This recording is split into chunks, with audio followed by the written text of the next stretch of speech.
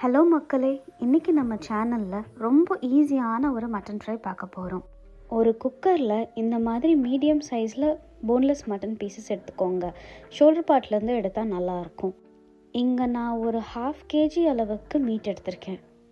அதில் ஒரு 3 medium size தக்காளி ரஃபாக சாப் பண்ணி போட்டுக்கோங்க.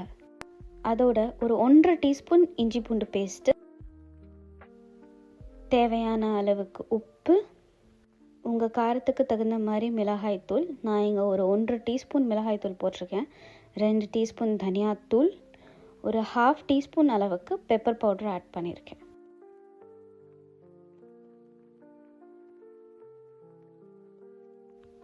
அவ்வளோதாங்க இதோட வேலையே. இதில் இப்போ ஒரு 50 ml தண்ணியை ஊற்றி எல்லாத்தையும் மிக்ஸ் பண்ணி மூடி போட்டு விசில் விட்டுக்கோங்க. இங்கே நான் ஒரு பெரிய விசில் 2 சின்ன விசில் விட்டு எடுத்துக்கிறேன். இதில் நம்ம ஒரு 50 ml தான் தண்ணி போட்டோம். ஆனால் மட்டன் எவ்வளோ தண்ணி விட்டுருக்கு பாருங்கள். ஒரு 90% குக் ஆகிற அளவுக்கு நான் குக் பண்ணி எடுத்துக்கிறேன். உங்கள் மட்டனு 90% எவ்வளோ விசிலில் குக் ஆகும்னு நினைக்கிறீங்களோ அத்தனை விசில் விட்டு எடுத்துக்கோங்க. அதை வேறு ஒரு பாத்திரத்தில் ட்ரான்ஸ்ஃபர் பண்ணி அந்த குக்கரை எம்டி பண்ணிடுங்க.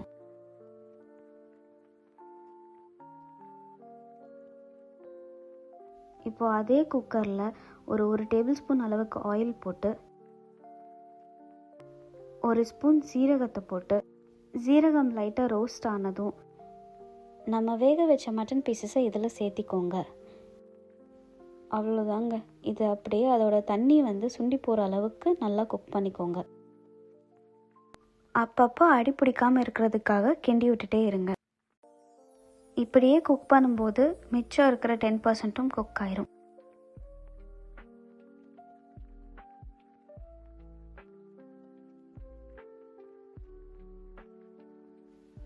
நல்லா இது ஓரளவுக்கு ட்ரை ஆனதும் உங்களுக்கு சால்ட் டேஸ்ட் பண்ணி தேவைப்பட்டுச்சுன்னா இந்த ஸ்டேஜில் ஆட் பண்ணிக்கோங்க.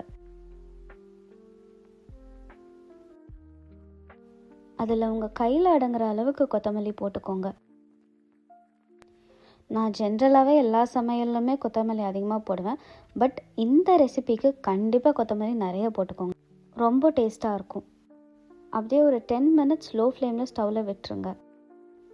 அவ்வளோதான், ரெடி ஆகிடுச்சு. நம்ம அவ்வளோ போட்ட கொத்தமல்லியும் காணாமல் போயிடுச்சு. எல்லா தண்ணியும் ட்ரை ஆகிடுச்சு. இந்த ஸ்டேஜில் நீங்கள் மீட் குக் ஆகிடுச்சான்னு உங்களுக்கு செக் பண்ணி பார்த்துட்டு அடுப்பை ஆஃப் பண்ணிடுங்க. எனக்கு இது குக் ஆகிடுச்சு, சாஃப்டாக இருக்குது. அவ்வளோ. இது நீங்கள் எது கூட வேணாலும் பேர் பண்ணிக்கலாம். எங்கள் வீட்டில் ஃபேவரட் காம்பினேஷன் மோர் குழம்போடு பேர் பண்ணுறது தான். ஆனால் இன்றைக்கி நான் மட்டன் புலாவோடு சாப்பிட போகிறேன். ஓகே, டாட்டா, பாய்.